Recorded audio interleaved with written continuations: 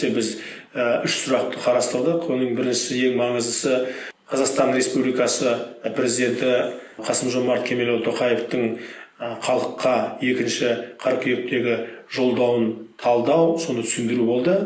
Екінші сұрақ бұл мынау Қазақстан Республикасы Кәсіподақтар Федерациясының жарты жылдағы істелген карта жолына байланысты істелген өзгерістер, жаңа енгізген жаңалықтар туралы болды.